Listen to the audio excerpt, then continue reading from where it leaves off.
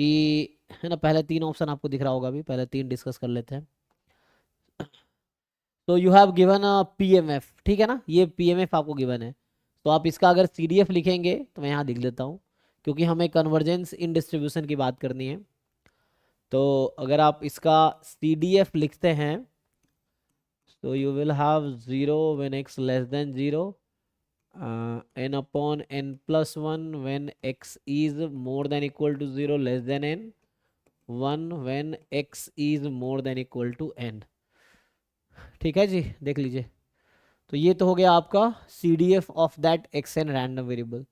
अब जैसे ये बात कर रहा है x N converges to X in distribution, तो एक्स यहाँ इन्होंने डीजेनरेट ले रखा है ना, so X is a degenerate random variable at 0, so degenerate at 0, x N converges to X in distribution, तो इसका मतलब है limit n tends to infinity f of X N at x is f x at x,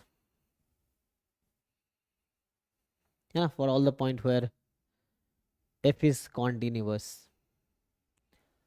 तो ठीक है, देखिए इसमें आप लिमिट लगा लीजिए। जब आप इसमें लिमिट लगाएंगे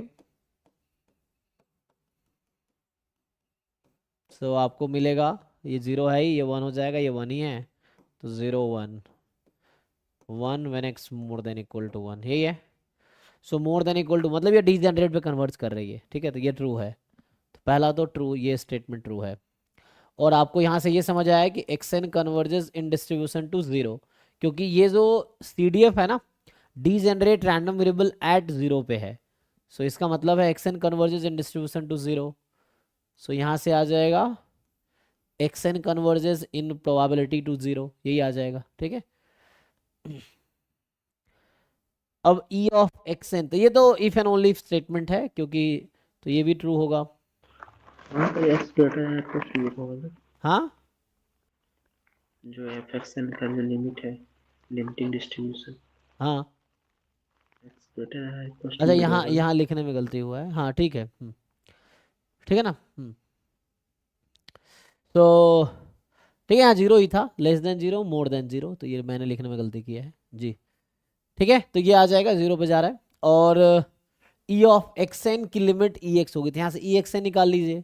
सो यहाँ से जब आप EXN फाइंड करेंगे तो 0 into this n into this, तो ये आएगा n इन, और जिसकी लिमिट क्या होगी 1 हो जाएगी, और इसकी एक्सपेक्टेशन क्या होगी 0 होगी। इक्वल तो नहीं है, तो ये तो 1 है और ये 0 है, सेम तो नहीं है ना, क्योंकि है ना, मतलब n टेंस टू इन्फिनिटी पे ये 1 आ रही है, और वो कह रहा है कि EX पे जाएगी 0 पे जाएगी, तो ऐसा तो नहीं है। इसकी लिमिट 1 है एक्चुअली, तो 0 नहीं है, ये गलत है ना, ये ट्रू है, ट्रू है। अब बचता है लास्ट स्टेटमेंट। लास्ट जो कह रहा है कि, तो ये एक थ्योरम है ना, तो हमने अब ये देखा कि x N converges in distribution to 0, x N converges in probability to 0, EXN converges, ये नंबर है, दैट कन्वर्जेस टू 1, और जबकि EX हमारा 0 था इसलिए फॉल्स था। अब क्या कह रहा है कि there exist a subsequence XNK of XN such that XNK converges, XNK converges almost surely to 0, ठीक है ना। तो क्योंकि आप जानते हैं कि this will not imply XN converges almost surely to 0, क्योंकि ये इम्प्लाई नहीं कर पाएगा। लेकिन एक थ्योरम है, मैंने क्लास में लिखाया है, आप देखेंगे कि अगर XN कन्वर्जेस इन प्रोबेबिलिटी 0, तो एक ऐसा सब्सिक्वेंस होगा XN का that will converge almost surely to 0, है ना, ये थ्योरम था। तो ये ट्रू स्टेटमेंट है, ये जो थ्योरम का स्टेटमेंट है, इसलिए ट्रू है।